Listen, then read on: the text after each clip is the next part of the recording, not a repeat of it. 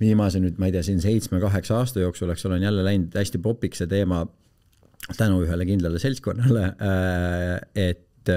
umbes, et koomikud enam ei või mitte midagi öelda või et koomikuid nii-öelda canceldatakse, eks ole, või tühistatakse ja kaotavad oma tööd ja kas me ei või enam millegi üle nalja teha ja trillalla.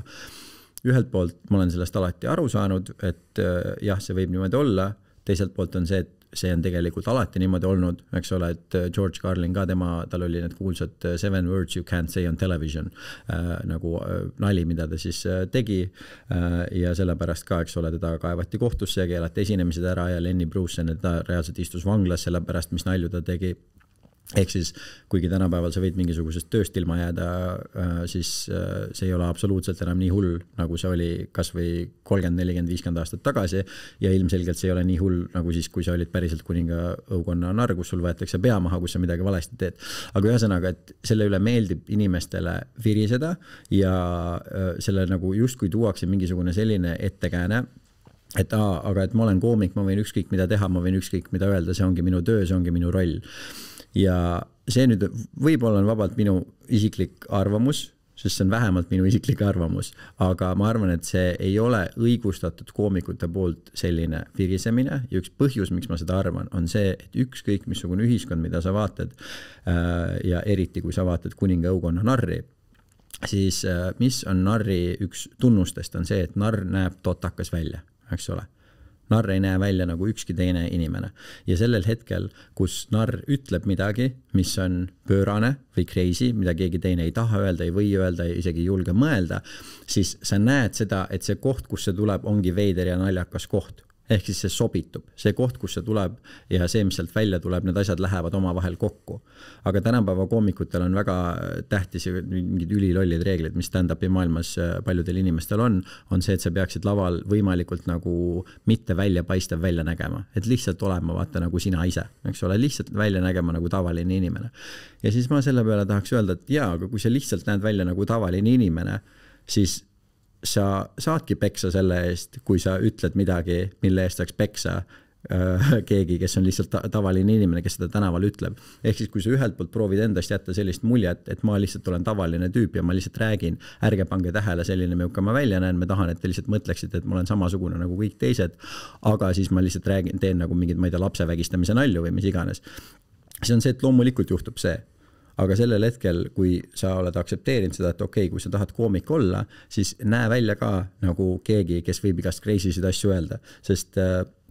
mina ka, kuna see viimane tund, mis ma tegin 1,5 aastat tagasi, kuna mina ka tahtsin seal rääkida mingitest asjadest, mis on väga valusad teemad,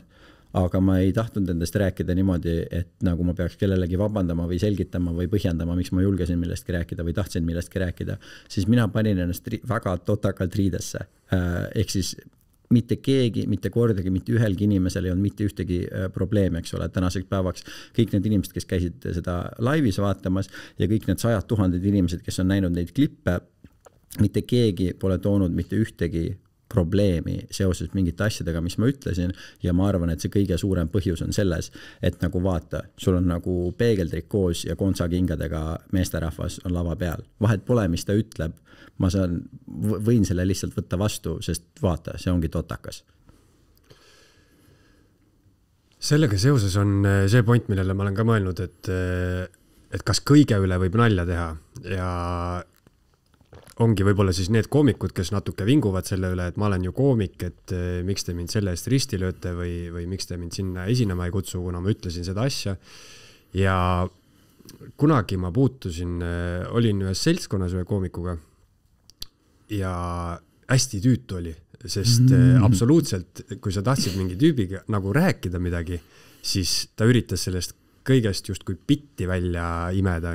või kõike seda naljaks pöörata. Ja siis ma olen hiljem, see oli hästi ammu, ja siis ma olen hiljem mõelnud, et kuidas koomikutel kuidas see ise ennast mõjutab, et mingi hetk kõik, mis sa ütled, on just kui nali ja kõige üle võib nalja teha, aga siis on hästi keeruline ju midagi öelda sellist, mida tõsiselt võetaks. Et kuidas sa ise seda piiri tajud? Vot, see ongi täpselt see sama asi, et kui sul piirid puuduvad, siis saad selle positiivse, saad selle negatiivse sealt korraga kaasa ja huumorit saab ju kasutada jällegi kahel erineval viisil, üks asi on see, et kõikide inimeste silmi lahti teha ja justkui tõsta kõiki kõrgemale või nii, et kõik järsku me saame midagi naerda, see kõik vabastab meid kuidagi, siis meil on, tõesti on asjad niimoodi, aga teistmoodi saab huumorit kasutada ju kilbina ja enesekaitsena ja mina olen selles ka kindlasti süüdi ja ju väga paljud inimesed, kellel on väga terav huumorisoon, on selle huumorisoone suurenisti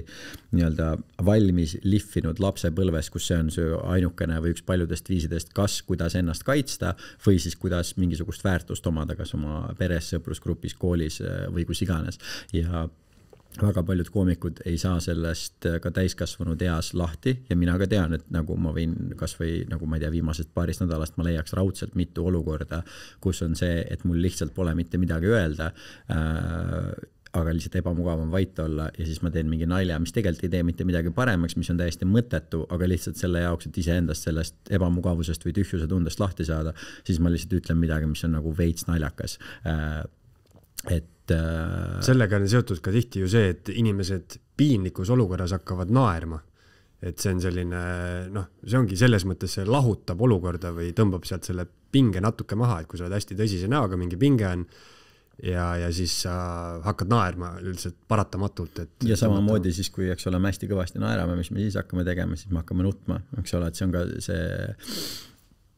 füsioloogiline versioon sellest samast asjast, mis sul seal logo peal on, et iga asi, kui see oma ekstreemsusesse läheb, siis see jõuab nagu alguspunkti tagasi ja selle jaoks, et füsioloogiliselt meid lihtsalt paigas hoida, siis kui on väga-väga halb, siis inimesed hakkavad naerma, et lihtsalt see on su füüsilisele kehale vajalik selle jaoks, et sul ei toimuks füüsilist kollapsi, siis see on nagu keha enesekaitse reaktsioon, et ma nüüd hakkan naerma, et ennast kuidagi balanssi tagasi viia ja siis, kui sa oled väga sügavas naerus, siis samamoodi see, et ma lihtsalt keha hakkab nutma, sest see liiga palju naeru muutub ka talumatuks lõpuks. Eesti esu.